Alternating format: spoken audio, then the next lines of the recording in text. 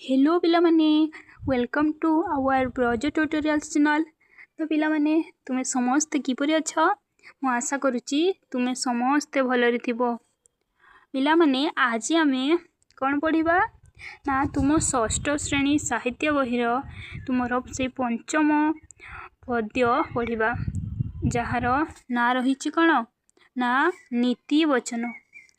तो पिला माने तुमे समस्ते नीति वचन कहले कौन बुझ ना नीति वचन कहले कौन ना किछि नैतिकता बोध आधारित कथा बा किछि शिक्षणीय वचन। तो आज आमे आलोचना करिबा ए पद्य माध्यम रे किछि किछि शिक्षणीय कथा। तुमे समस्ते रेडी अछ तो चलो आमे ए पद्यटी को आलोचना करिबा।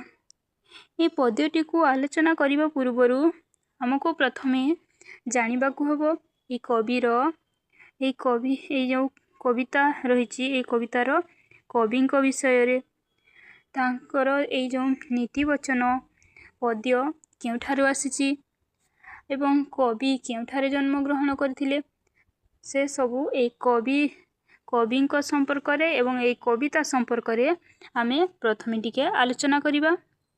तो चलो तो ए कविता जो नीति वचन रहिला ए कवितार कवि होउछंती किए ना ए कवितार कवि होउछंती रामकृष्ण नंद।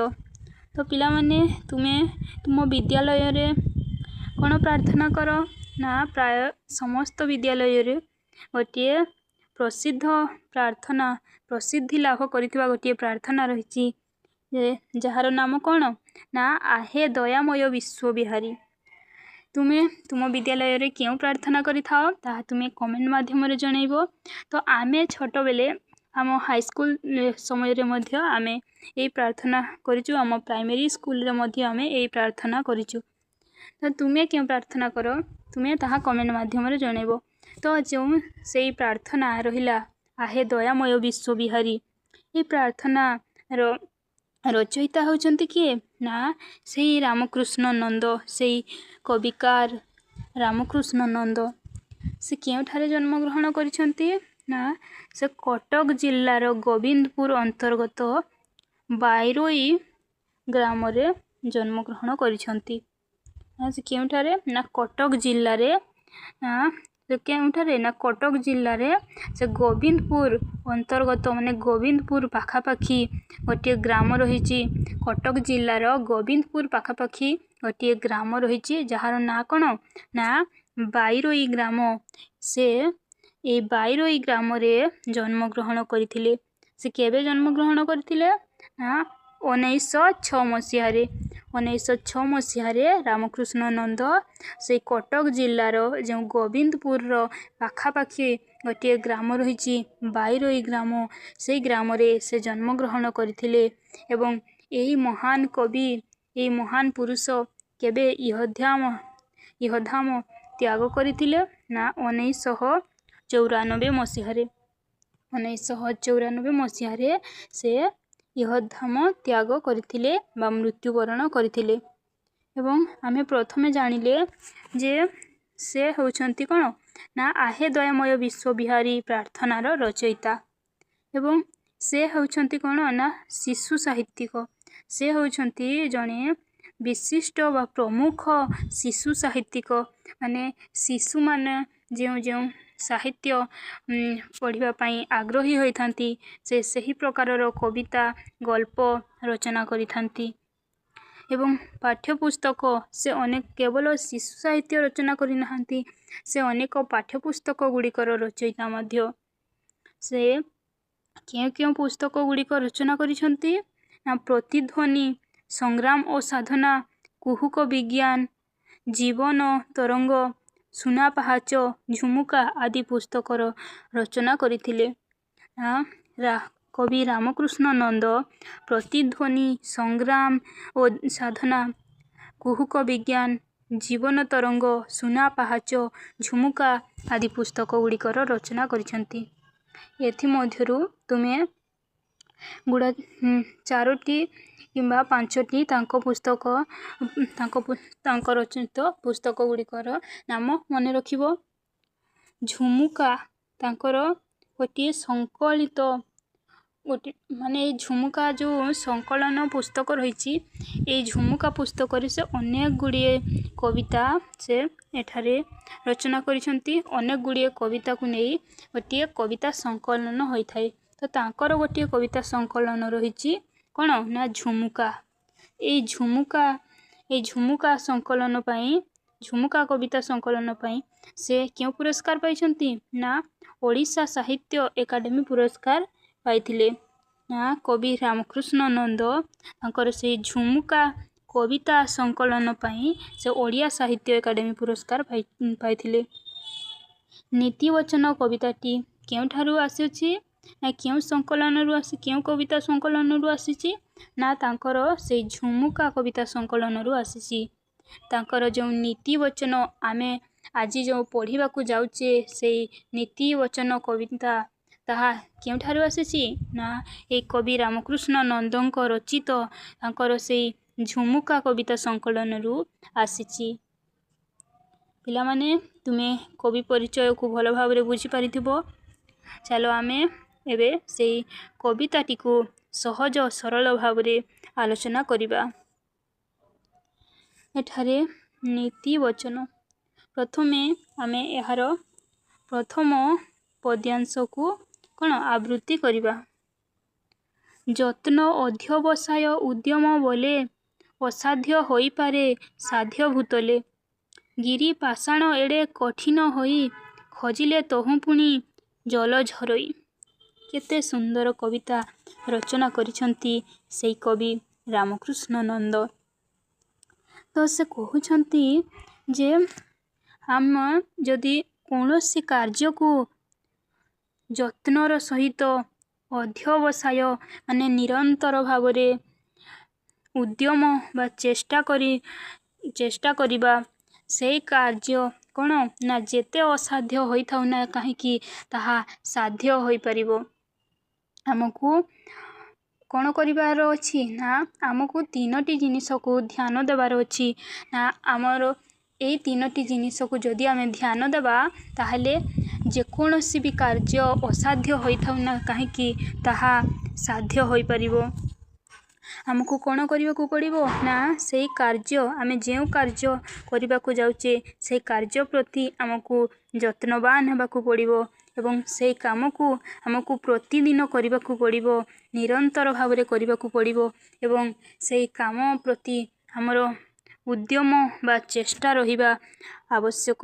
ଯଦି ଆମେ ଏଇ 3ଟିକୁ ଆଧାର କରିକି ଆମ କାର୍ଯ୍ୟ କରୁଛେ, ତାହେଲେ ତାହା ଯେତେ ବଡ଼ ଅସାଧ୍ୟ କାର୍ଯ୍ୟ ହୋଇଥାଉ ନା କାହିଁକି ତାହା କ'ଣ ନା ସାଧ୍ୟ ହୋଇପାରିବ। ଏଇ ଭୂତଲେ ମାନେ କ'ଣ ନା ଆମର ଏଇ ପୃଥିବୀରେ ବା ଏଇ ଆମର ଭୂମି ତଲେ, ଏ ଆମର ଭୂମିରେ ଭୂପୃଷ୍ଠରେ କ'ଣ ନା ଯେତେ ମଧ୍ୟ ଅସାଧ୍ୟ କାର୍ଯ୍ୟ ହୋଇଥାଉ ତାହାକୁ ଆମେ ସାଧ୍ୟ କରିପାରିବା। ଗିରି ପାଷାଣ ଏଡ଼େ କଠିନ ହୋଇ ଖୋଜିଲେ ତହୁଁ ପୁଣି ଜଳ ଝରୋଇ। ଗିରି ମାନେ କ'ଣ ନା ପାହାଡ଼। ପିଲାମାନେ ତୁମେ ଜାଣିଛ ପାହାଡ଼ କେଡ଼େ କଠିନ। ପାହାଡ଼ କାହାକୁ ନେଇ ଗଠିତ ନା ବାଲି, ଗୋଡ଼ି, ମାଟି, ବଡ଼ ବଡ଼ ପଥର, ଏ ସମସ୍ତଙ୍କୁ ନେଇ, ଗଛ, ଏ ସମସ୍ତଙ୍କୁ ନେଇ ପାହାଡ଼ ଗଠିତ। ପୁଣି ସେ ପାହାଡ଼ରୁ ଝରଣା ବାହାରିଛି ନା ନାହିଁ, ସେଇ ଝରଣା କିପରି ବାହାରିଛି ନା ସେଇ ଝରଣା ସେଇଠାରୁ ବାହାରିବା ପାଇଁ ତାକୁ ବହୁତ ପରିଶ୍ରମ କରିବାକୁ ପଡ଼ିଛି। ସେ ତା କାମରେ ସେ ଯତ୍ନବାନ ହୋଇଛି ଏବଂ ସେ ନିରନ୍ତର ଭାବରେ ସେଇ ପାହାଡ଼, ମାଟି, ଗୋଡ଼ି ସହ ସଂଘର୍ଷ କରିକି ସେ ତାର ରାସ୍ତାକୁ ସେ ନିଜେ ଖୋଜି ବାହାର କରିଛି ଏବଂ ସେଇ ଝରଣା ପୁଣି ଗୋଟିଏ ନଦୀ କିମ୍ବା ସମୁଦ୍ରରେ ଯାଇ ମିଶିଛି। ତାକୁ ଏଥିପାଇଁ କେତେ ପରିଶ୍ରମ କରିବାକୁ ପଡ଼ିଛି, କେତେ ନିରନ୍ତର ଭାବରେ, କେତେ ପ୍ରାନ୍ତର ପାହାଡ଼ ଏବଂ କେତେ ଖାଲ ଢିପ ଡେଇଁ ଯିବାକୁ ପଡ଼ିଛି। ତେଣୁ ଆମକୁ ମଧ୍ୟ ଯଦି ବି କୌଣସି କାର୍ଯ୍ୟ କରିବାର ଅଛି, ସେଇ କାର୍ଯ୍ୟକୁ ଆମକୁ ଯତ୍ନ, ଅଧ୍ୟବସାୟ ଏବଂ ଉଦ୍ୟମର ସହିତ ଆମକୁ କରିବାକୁ ପଡ଼ିବ। ପିଲାମାନେ ତୁମେ ବୁଝିପାରିଲ तुमर जदि कौनसी भी कार्य करुच ताहले तुमे से कार्य को जेपरी सफलता पाइब सेहीपरि भावरे कर। तुमे सफलता निश्चय पाइब से काम जेते असाध्य होइथाउ ना काहेकि तुमको केवल तुम काम प्रति तुमे प्रतिदिन तुम काम को ध्यान देव एवं तुम काम करिबारे तुमे निरंतर चेष्टा करिवो जत्नर सह करिवो ताहले तुमे सेही कामरे निश्चय सफलता पाइबो। तापरे आमे जिबा ए नीति वचन पद्यर आमर द्वितीय अंश। थिले हैं मातृस्तन अमृते पुरी जक पियोई तहु रुधिर चिरी। तेसने मंद बुद्धि सर्वदा खल गुण न देखी बाचे दस केवल। थिले हैं मातृस्तने अमृत पुरी जक पियोई तहु रुधिर चिरी। तो कौन ना मार स्तनर आमे अमृत बा क्षीर पीकी बड़ होइचे आम शरीर गढ़ा। तो से मार जो क्षीर से माँ क्षीरर मूल्य आमे सिना जानिचे किंतु से जक किपरि जानिबो। मार से अमृतमय क्षीर को से ताको रुचिब नाही। से कौन करिवो ना से कौन करिवो ना से रक्त बा रुधिर पी जीवो। तेणु से जक परी किए ना जक परी होउछंती से मंदमती बा खल लोक माने। एठारे खल लोक मानकु जकर सह तुलना करा जायछि। तेसने माने कौन ना सेही परी। तेसने माने कौन ना सेही परी ना से जक परी होउछंती किए ना ए मंदमती बा ए खल लोक माने। एमाने किपरि ना एमाने तेसने मंदमती सर्वदा खल गुण न देखी बाचे दस केवल। एही सेहीपरि ए मंदमती बा ए सबु बेले खल कथा विचार करुथबा ए लोक माने कौन करिथांती ना कौनसी कार्यर गुण को न देखी केवल से कार्य मध्यरे केवल दोष को ही बाछि थांती।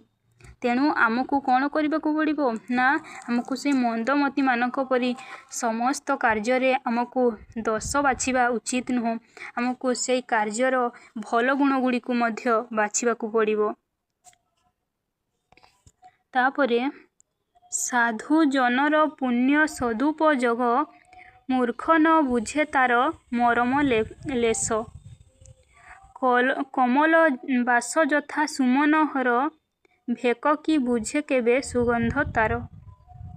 कौन ना साधु जनकर जो मूल्यवान बाणी तांकर जो कथा तांकर जो सद उपदेश ताकू जदि हम कौनसी मूर्ख लोक से कौन केबे बुझी पारिबो ना समस्ते बुझी पारिबे किंतु जदि से माने ध्यान देवे नाही जदि जने सद बाणी बा सद उपदेश देउची ताहेले कौन से माने बुझी पारिबेनी।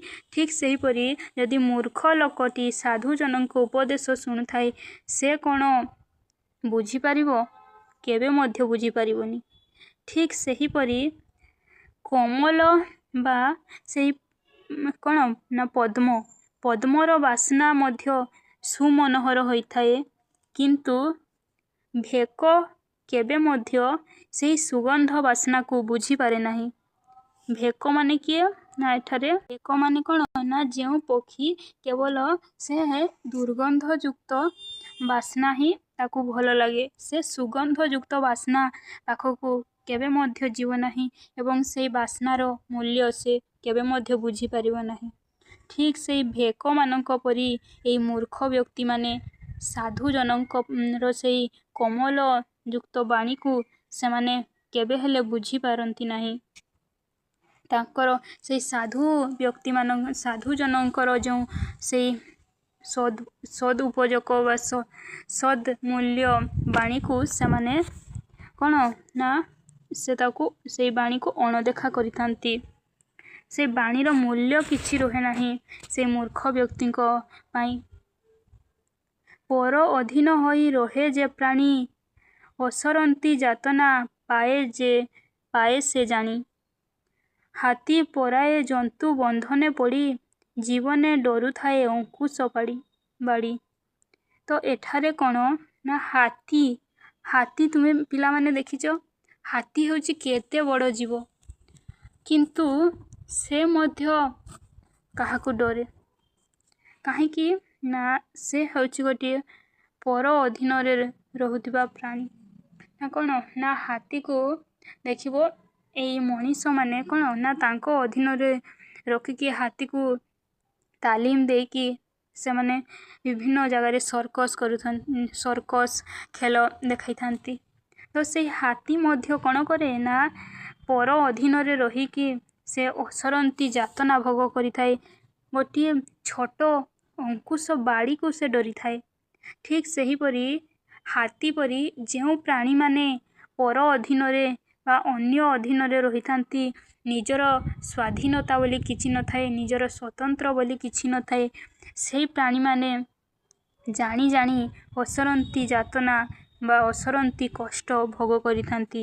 ତେଣୁ ଆମକୁ ସ୍ୱତନ୍ତ୍ର ବା ସ୍ୱାଧୀନତା ଭାବରେ ରହିବା ଉଚିତ। ଅନ୍ୟର ପରାମର୍ଶ ଅନ୍ୟର କଥାକୁ ଆମେ ଶୁଣିକି ଆମେ ନିଜେ ଯାହା ଇଚ୍ଛା କରୁଛେ ଆମ ଇଚ୍ଛାକୁ ଭାଙ୍ଗିବା ଅନୁଚିତ। ଆମକୁ ସ୍ୱାଧୀନ ରହିବା ଉଚିତ। ନହେଲେ ଆମେ ଯଦି ଏହିପରି ଭାବରେ ହାତୀ ପରି ଆମେ ଯଦି ରହିବା ତାହେଲେ କ'ଣ ହେବ ନା ଆମେ ଅସରନ୍ତି କଷ୍ଟ ବା ଯାତନା ଭୋଗ କରିବା। ତାପରେ ଆମ ପଦ୍ୟର ଗୋଟିଏ ଅଂଶ ରହିଛି କ'ଣ ନା ଦେଶ ଜିଣିଲେ ରାଜା ଲୋଭଇ ଖ୍ୟାତି ବୀର ସମର ଜିଣି ରଖେ କିରତି ନିଜ ହୃଦୟ ଯେହୁ ପାରଇ ଜିଣି ସଂସାରେ ସେହି ବୀର ମୁକୁଟମଣି। ଜଣେ ରାଜା ସେ ଯଦି ଭଲ କାମ କରେ ସେ କ'ଣ କରିଥାଏ ନା ସେ ତା ରାଜ୍ୟରେ ସମ୍ମାନ ପାଏ ଏବଂ ସେଇ ରାଜା ଯଦି ବୀର ସମରରେ ସେ ଯଦି ଜିତେ ତାହେଲେ ଅନ୍ୟ ରାଜ୍ୟରେ ମଧ୍ୟ ସମ୍ମାନ ପାଏ। ଠିକ୍ ସେହିପରି ଆମେ ଗୋଟିଏ ରାଜା ପରି ଯଦି ଆମେ ନିଜ ହୃଦୟକୁ ଆମେ ଜୟ କରିପାରିବା, ନିଜ ହୃଦୟର କଥାକୁ ଆମେ ଯଦି ଜିଣିପାରିବା ତାହେଲେ କ'ଣ ହେବ ନା ଆମେ ସଂସାରରେ ସମସ୍ତଙ୍କୁ ଆମେ ଜୟ କରିପାରିବା, ସମସ୍ତ ଜିନିଷକୁ ଆମେ ଜୟ କରିପାରିବା।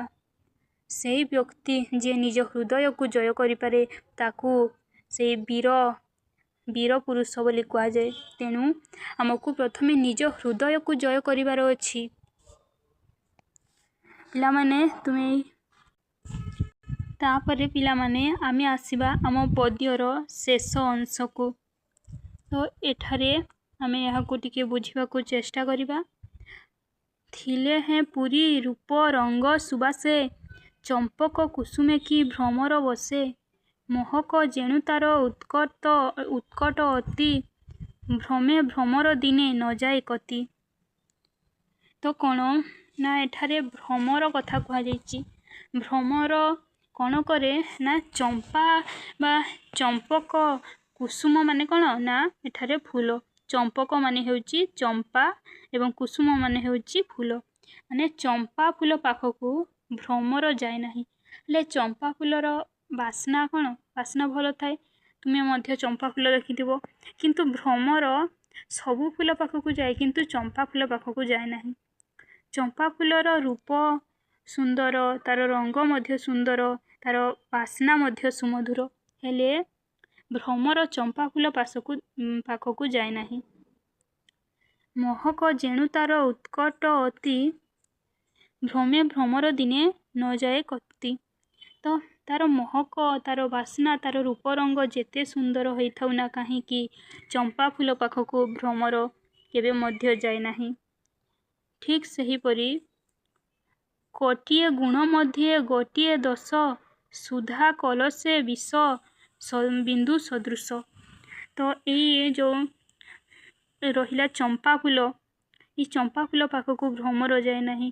ତେଣୁ ଏଇ ଚମ୍ପା ଫୁଲକୁ କ'ଣ ନା ଏଠାରେ କବି ଗୋଟିଏ ବିଷ ବିନ୍ଦୁ ସହ ତୁଳନା କରିଛନ୍ତି।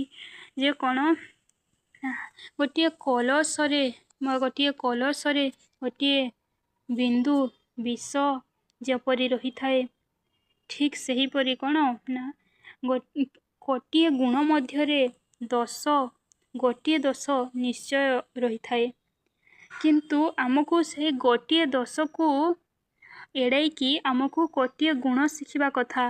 କିନ୍ତୁ ଆମେ କ'ଣ କରୁଛେ ନା ସେହି ଭ୍ରମର ପରି ଆମେ କ'ଣ ନା ଗୋଟିଏ ଗୁଣ ମଧ୍ୟରେ ଗୋଟିଏ ଦୋଷକୁ ବାହାର କରୁଛେ। ଏହା କରିବା ଅନୁଚିତ। ଆମକୁ କ'ଣ କରିବା ଉଚିତ ନା ଆମକୁ ସେଇ ଯେତେ ଗୋଟିଏ ଗୁଣକୁ ଆଚରଣ କରିବା ଉଚିତ। ପିଲାମାନେ, ମୁଁ ଆଶା କରୁଛି ତୁମେ ଏଇ କବିତାଟିକୁ ଭଲ ଭାବରେ ବୁଝିପାରିଥିବ। ଯଦି ତୁମ କିଛି ମଧ୍ୟ ଡାଉଟ୍ ହୁଏ, ତାହେଲେ ଯଦି ତୁମେ କୌଣସି ୱାର୍ଡ଼ର ଅର୍ଥ ଜାଣିନାହ, ତାହେଲେ ତୁମେ ମୋତେ କମେଣ୍ଟ କରିପାରିବ। ତ ଆଉ ଥରେ ମୁଁ କହିଦେଉଛି, ନା ଏଇ କବିତାର କବି କିଏ? ନା ଏଇ କବିତାର କବି ହେଉଛନ୍ତି ରାମକୃଷ୍ଣ ନନ୍ଦ। ତ ଏଇ କବିତାରୁ ଆମକୁ ବହୁତ ଗୁଡ଼ାଏ ଜିନିଷ ଶିଖିବାକୁ ଅଛି। ଆମେ ଆଜି ଯାହା ପଢ଼ିଲେ ଏଇ କବିତାର ଏଇ ନୀତି ବଚନ ଗୁଡ଼ାକ ଆମର ଜୀବନରେ ଉପଯୋଗ କରିବା ଉଚିତ। ଆମକୁ ପର ଅଧୀନରେ ରହିବା ଉଚିତ ନୁହଁ ଏବଂ ଆମକୁ କୌଣସି ତୁମେ ଜାଣିଥିବ ଯେ ହାତୀ ହେଉଛି ଏତେ ବଡ଼ ଜୀବ, କିନ୍ତୁ ସେ ପର ଅଧୀନରେ ପଡ଼ିକି ଗୋଟିଏ ଛୋଟ ଅଙ୍କୁଶ ବାଡ଼ିକୁ ଡରିଥାଏ। ତେଣୁ ଆମକୁ ପର ଅଧୀନରେ ରହିବା ଅନୁଚିତ। ଯଦି ଏହି ଭ୍ରମର ଭଳିଆ ଗୋଟିଏ ଗୁଣ ମଧ୍ୟରେ ଯଦି କେବଳ ଗୋଟିଏ ଦୋଷ ବାହାର କରିବା, ତାହେଲେ ଆମେ କେବେ ମଧ୍ୟ ଆଗକୁ ବଢ଼ି ଯାଇପାରିବା ନାହିଁ। ଆମକୁ ସେହି ଗୋଟିଏ ଗୁଣ ମଧ୍ୟରେ ଯେଉଁ ଗୋଟିଏ ଦୋଷ ରହିଛି ତାକୁ ବାହାର ନ କରିକି ସେଇ ଗୋଟିଏ ଦୋଷକୁ ଏଡ଼େଇକି ଆମକୁ ସେଇ ଗୋଟିଏ ଗୁଣ ଶିଖିବାର ଅଛି। ତ ମୁଁ ଆଶା କରୁଛି ତୁମେ ଏ କବିତାଟିକୁ ଭଲ ଭାବରେ ବୁଝିପାରିଥିବ। Thank you for watching.